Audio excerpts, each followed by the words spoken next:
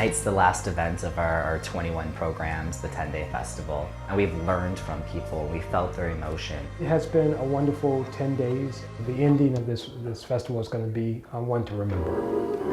To be so black and blue.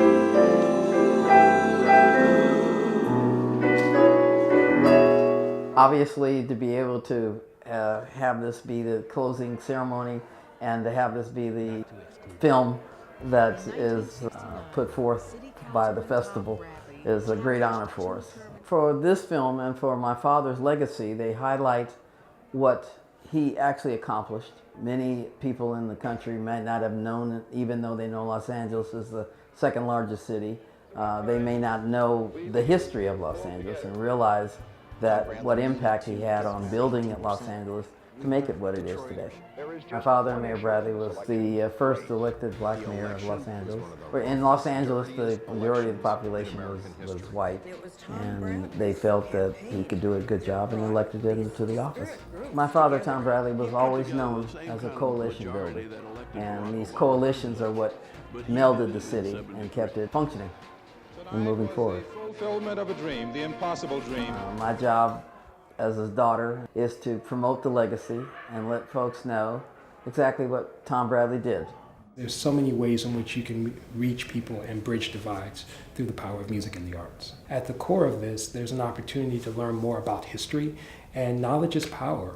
And then in learning that history, hopefully it empowers us to impact our communities, to impact our families, to impact and brighten the corners where we are. By coming here to this film festival, we will be able to be encouraged. 1963, Dr. King talked about us working together, struggling together, standing up for what is right together. I'm so happy to be reunited with Mayor Dick Hatcher and the daughter of Tom Bradley. His legacy lives on in her. We must work together and continue to rebuild this movement of mayors. I want to welcome all of the former mayors and mayors who are here in this part of the series, talking about how mayors can indeed and have been such critical change agents throughout our history and across our country. When you see how hard and what the struggle was about and where my father came from and what he was able to accomplish in years of through his life, has to be an inspiring story, because in those days most minorities had to struggle to get what they had. The mayors of our great country are truly the force to be reckoned with. I see a couple of them nodding down here. Harold Washington stood on the shoulders of Tom Bradley, but we all stand on the shoulders of Mayor Washington.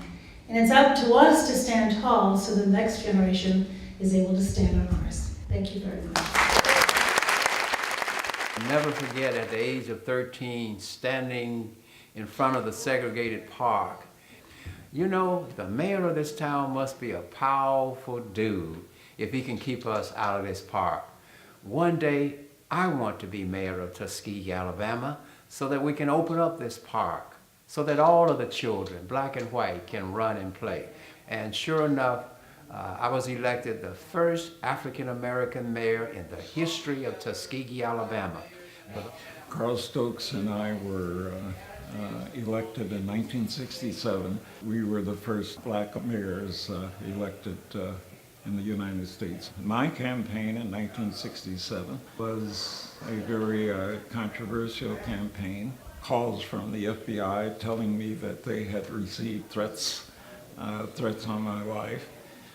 I won the election by a huge margin of 0.01%. And I would not have won the election were it not for the relatively small number of Caucasians or whites who supported my campaign. The themes of the film was in effect the limitations of executive power. In terms of race relations in our country are taking place again today. Events such as this do in fact have some impact, spread the word, or as we used to say, spread the gospel. And I think all of us who've represented majority white cities deal with this, is the fact that you have to acknowledge and recognize that you're not going to be taken at face value.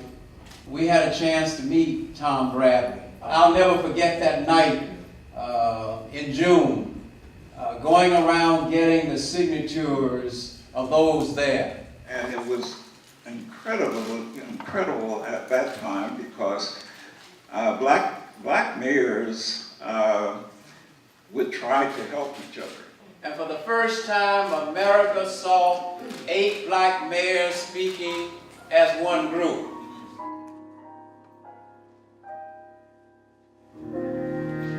Lord, dear Lord of love.